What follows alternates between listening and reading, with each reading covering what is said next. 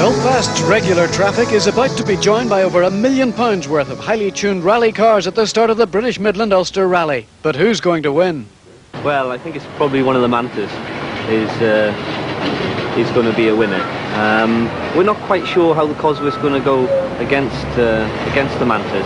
It's certainly got the power, but perhaps not quite so well sorted on the suspension side over the bumps and jumps, so it could be interesting. I must say I'm very impressed with the route this year.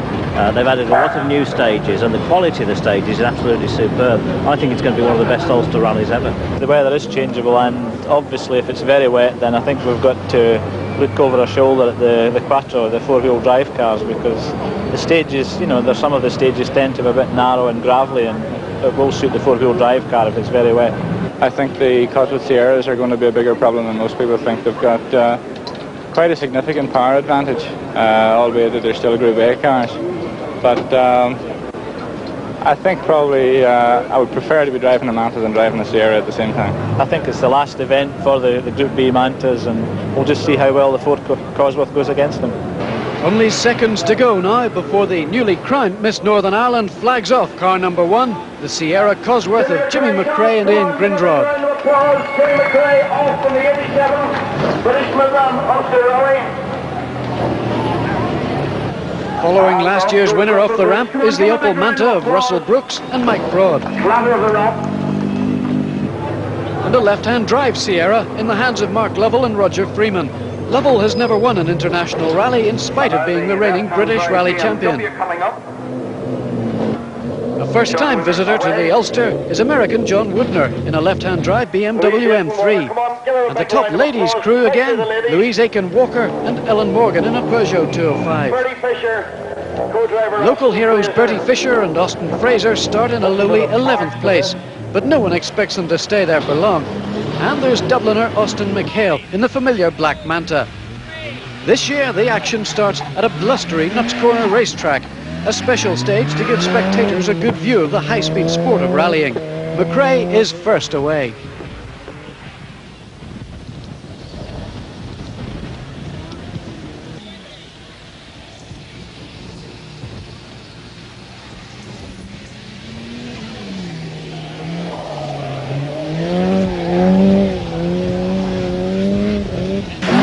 Now join Russell Brooks and Mike Broad for a tire-smoking trip round the circuit. Flat left, 200. Crispy to slow left and K right.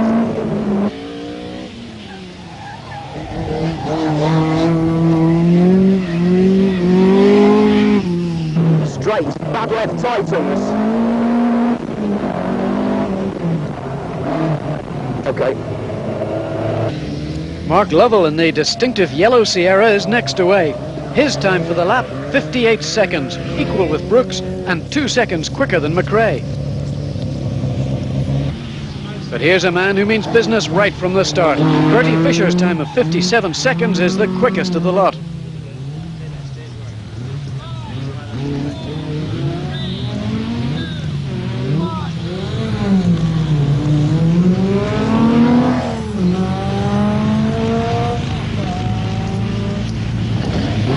Not everyone starts the rally so well, however. This is young Ulsterman Stephen Finlay.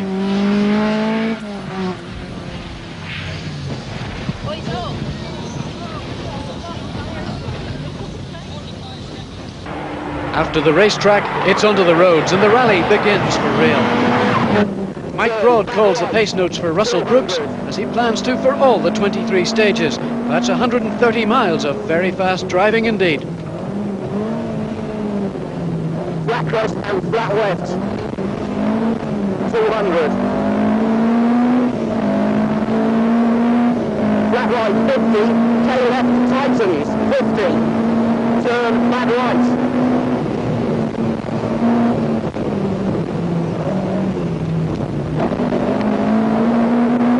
Right into turn, bad left narrows.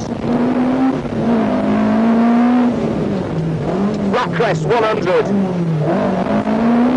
Right straight, right into turn, bad left tightens. Flat crest, right, straight. good right, slow left. This is one of the fastest parts of Stage 2 west of Lisburn.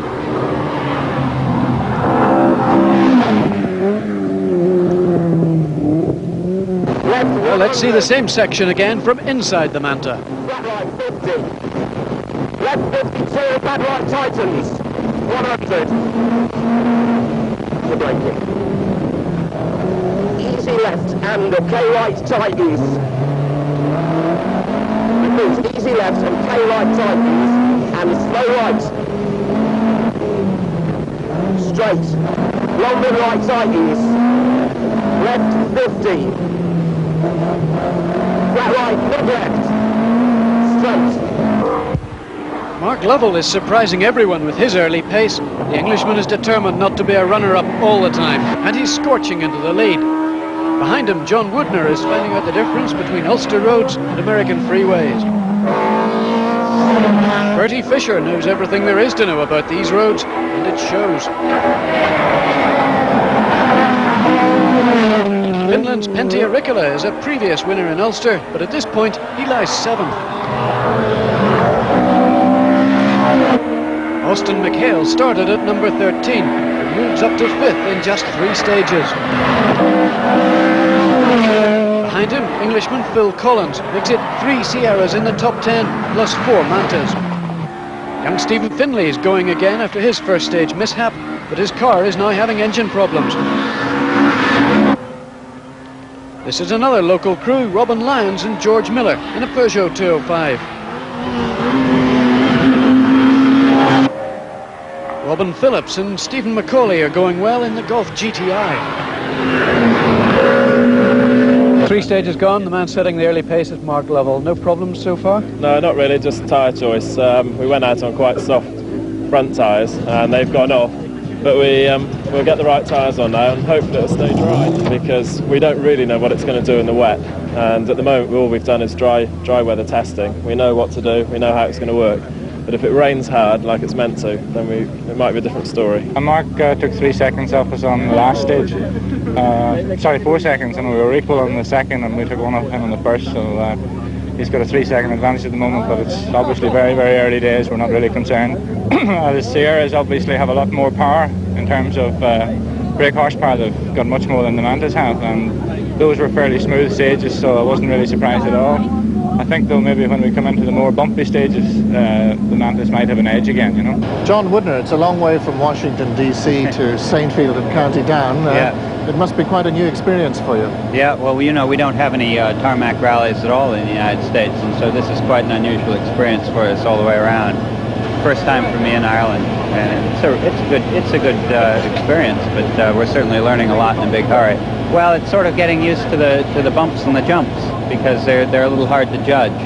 But a road's a road, and the whole business of rallying is driving down the road that's in front of you as fast as you can. Driving as fast as he can, and even faster than most anticipated, is Mark Lovell in the radio paging Sierra. Bertie Fisher in the Alamac Manta now pulls back Lovell's 3-second advantage and takes the lead for the second time as they speed past historic Saul in County Down.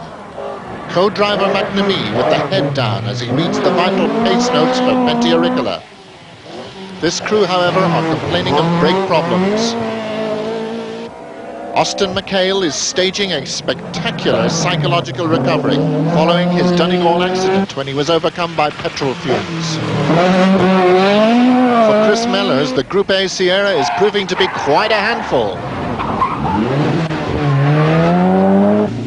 6 stages have now been completed, and at the service halt in Ballinahinch, Bertie Fisher, who still holds that slender lead, reviews the action. I think we're 8 seconds in front now.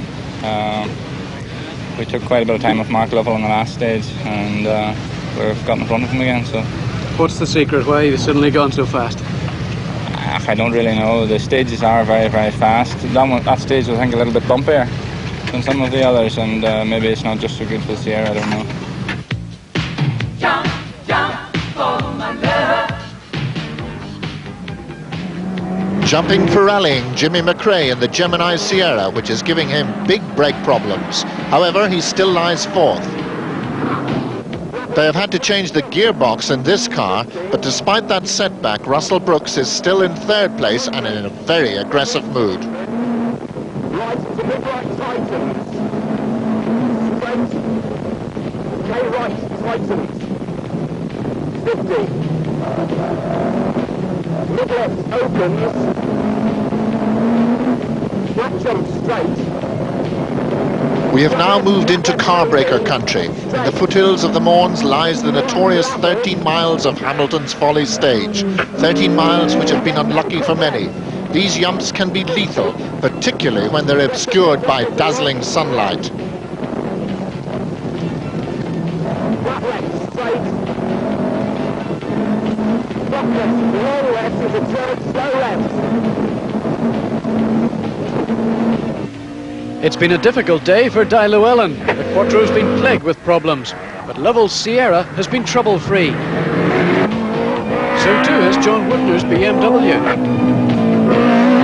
This is Sebastian Lindholm in another Quattro. But Malcolm Wilson won't get much further in his Peugeot 205. After the overnight stop, Wilson crashes out, and his car is burned out, but the crew escape unhurt. Scotsman Andrew Wood went off on stage 5, then had a puncture on stage 6. He's lost a lot of time. Fisher and Fraser keep the power on at the top of the leaderboard, but the Manta loses its grip on some sand on stage 7, overshoots a junction, and costs them at least 15 seconds. As the cars head back to Belfast at the end of day 1, it's tight at the top. Mark Lovell has regained the lead, but only by seconds. 3 ahead of Bertie, our local man, and tomorrow I think we're rallying past his back door, literally. That's so right. It's going to be pretty fast in the morning. Well, you know, I don't think you need to be too worried because there's one stage, obviously, down in Enniskillen that I know probably better than most of the other guys, but apart from that one stage, you know, the rest of the rally is just the same as this part has been. We're 11 seconds behind Lovell and 8 seconds behind Bertie, and that's a cop and a sneeze. So I think really the rally starts tomorrow. The cars are locked up for the night, and Belfast goes about its business. Austin McHale will have some time to make up in the morning. I think it's approximately around 45, 48 seconds, something like that. I'm not exactly sure. So with a full day still to go, that's not too far, is it? No, it's not too far, but Penty is, I think, is 12 seconds or 13 seconds behind us, and he's going to be going very quick in the morning, so we'll have to keep going, try and keep ahead of him anyway. It's 6 a.m. in Clogher Valley, and Mark Lovell, though looking relatively calm on this approach, is on a mighty charge, determined to teach Bertie a lesson in his own backyard. Bertie, in turn, has planned that these stages be a bonus for the Fermanagh crew in the Alamac Manta. He is now on his home stage, sponsored by Fisher Engineering, but it is to prove to be a humbling experience. Russell Brooks, by his own admission, is not on top form. However, this great driver can never be discounted. Austin McHale is having a fabulous drive. Just reward for Mick Eath and the rest of his crew for all that hard work. For last year's winner, McRae, this is not proving to be a happy weekend. His brake problems continue in the RED Sierra, but he is now back up into 5th place, ahead of Penty Auricola.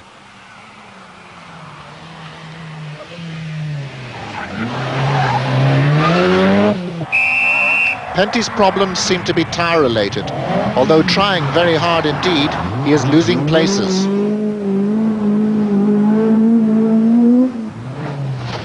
Phil Collins is in 7th place in the Brooklyn Sierra, over a minute behind Auricola. But he is heartened by the fact that the Group N Sierra Cosworth that he has hired to Ferreras leads that category. Andrew Wood in the GM Manta 400 is back in 8th, and obviously in a great hurry for his breakfast. In Ballinamallard, you're in the kingdom of Fisher, and the whole family has turned out to welcome the rally. Although it is still only 7 a.m, Bertie's wife Gladys has already cooked 500 breakfasts, ably assisted by Granny Fisher, who no doubt has reserved a special treat for her son Bertie, who is hungry to avenge the 21 seconds taken off him by Lovell on the run to Ballinamallard. Yeah, mate. Bertie, you're getting his breakfast on the job here, yeah? Mm-hmm. Yep. What can you do about this man, Mark Lovell? He's taken quite a lump of time up to this morning. I'm just about to get the mafia working on him, You've got the local fan club. You're getting fueled up. I'm fueled up. He has been very quick this morning, hasn't he? He's been going very, very well. No question about it. The stages have been quite fast this morning, and they're probably sitting in the extra power that he's got. But you know, he's been going quickly right from the start. So it's been pretty exciting because it's very wet and very slippy, and under the trees there's a lot of moss, and we've been using a lot of road. So I'd like to slow up a bit, really, if we can. But Bertie's still going very quickly. This was supposed to be a manta rally. I hope it's going to remain a Cosworth one. There's a long way to go yet. I don't even think we're halfway, are we yet? But I don't know what's going to happen. As Ballina-Mallard disappears in the distance, Fisher and Fraser know time is running out, and they make a final attempt to break the domination of Lovell's Sierra. Russell Brooks has also started a charge, and it's the Mantas now setting the fastest times. Leader Lovell reckons his tyres aren't quite right for the conditions. The diagnosis is confirmed soon afterwards when the Sierra spins, but remains undamaged.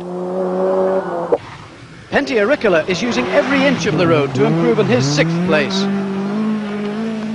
Jimmy McRae's service team have sorted out his brake problems, and he's moved up to 4th.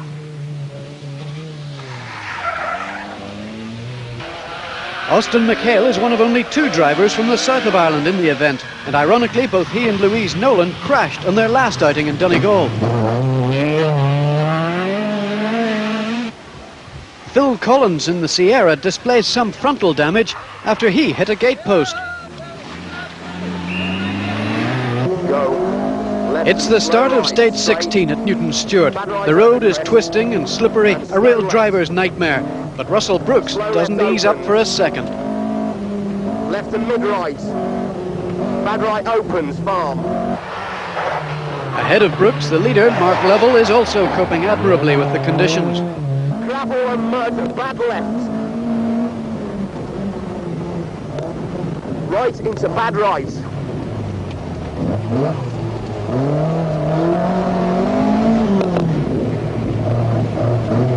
Left 50, flat crest 50, left into K left tightens, mud.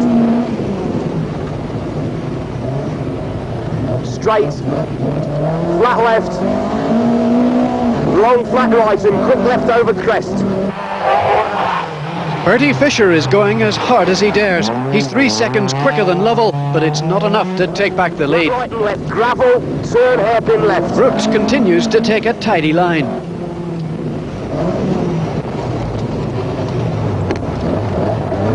Flat crest, left and right. 100 flat jump, maybe 100. Quick left opens. But Jimmy McRae has slid wide in one corner, and he's done a lot of damage.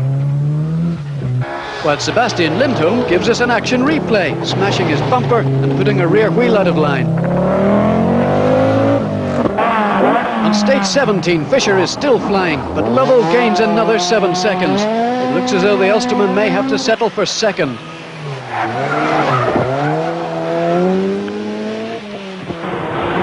Brooks looks secure in third.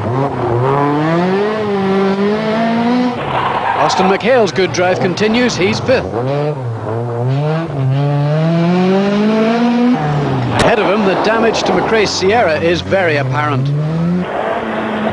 Pentti Auricola gets it completely wrong at this bend.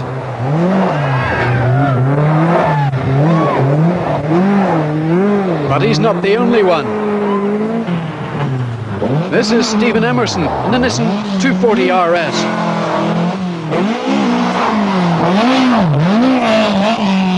And there's more.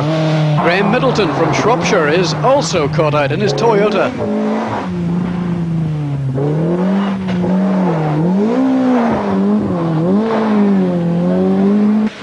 Di Llewellyn is just outside the top 10, but the conditions are starting to suit the 4-wheel drive Audi.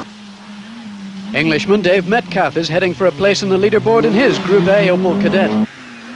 Robin Phillips has been giving local fans something to cheer about in his Golf GTI. And behind him, Simon Davison in his 2nd of the works Volkswagens. And here's the ever-consistent Robin Lyons, still going well in the little Peugeot.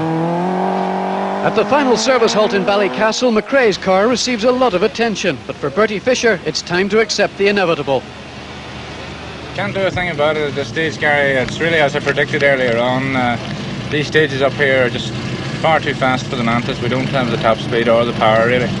And the last stage, for example, I tried everything I knew. I drove as hard as I dare, and he took 8 seconds off. So. Still, the work goes on to fix the McRae Sierra after the championship leader's rare mistake. Clipped the back just on mud, clipped the back corner, then in the next corner right, it just understeered into the bank. Now here's Leo Shaw, the new Group N leader. I think you were about 3 minutes adrift overnight behind Ramon Ferreros, so this position must be a bit of a pleasant surprise for you. Yes, it's a pleasant surprise indeed, yeah. It's a bit unexpected to see Ramon stuck in the hedge. These things happen just. You've had a fairly trouble-free run so far? Yes, it's fairly trouble-free, just the front strut's sort of rattling, but it's hanging in there. 2 stages left, and although the issue looks settled, nothing can be taken for granted in rallying, especially when one of those stages is Tor Head. For Mark Lovell and Roger Freeman, it is now a celebration sprint to the finish. The Mike Little team can celebrate 5 victories in a row, but for the British champion, this one is the one that really counts, as it's his first international. Bertie Fisher and Austin Fraser have driven the rally of their lives, and they now comfortably lead the Tarmac Championship. The amateurs have beaten the professionals, all except Lovell. Their second place is a tribute to Fisher's skills and Sydney Meek's preparation, but the Manta is now simply outdated. Austin McHale and Christy Farrell, third on the road and fourth in the rally, have again produced an outstanding performance from a private team. The rebuild since Donegal has been costly, but by Belfast it must seem worth it, as many international names are behind the Dublin pair. Penty Auricola and Irish co-driver Ronan McNamee have not had a happy rally. A 5th place will be disappointing for the great Finn, but he still retains a slender chance of getting the Shell Oils Open Championship in the Isle of Man. Jimmy McRae and Ian Grinrod provide the last-minute drama. They are late on the road following a water pump change. Despite many problems and a few rare driver errors, Jimmy comes home third in the very battered Sierra to make him hot favourite for the British Championship with 1 round to go. Andrew Wood and John Meadows eventually make it up to 6th place. Savour these moments, because it is one of the last times you will see the Manta in international action. After 51 wins, it's sad that it has been humbled by a Group A car. But that's progress, or is it? Phil Collins and Brian Thomas will be 7th in their Sierra, not without many moments as we have seen. However, they will be the only Phil Collins car to finish. Stephen Finlay retired their Manta with engine problems, and Ferreros crashed the Group N Sierra while leading the category. Again, an outstanding show from Louise Aiken-Walker and Ellen Morgan in the 1600cc Peugeot. Front-wheel drive will never be as spectacular to look at as rear-wheel drive or four-wheel drive, but the girls' speed have brought them 11th overall, a class win, and naturally the ladies. Finally, the Audis, and not a good Ulster for the David Sutton team. Sebastian Lindholm and Stefan Pedersen will finish 8th in fairly unspectacular style, which is in marked contrast to their teammates in the Gemini-backed Audi Quattro Coupes. Broken power steering belts, a lost rotor arm and other problems have done nothing to deter David Llewellyn and Phil Short's enthusiasm.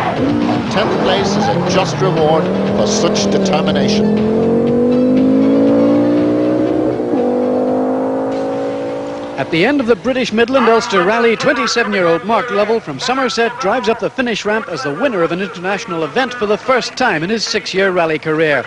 Beside him, co-driver Roger Freeman, an English solicitor, will soon have a double celebration when his wife has the baby they're expecting any time now. But for full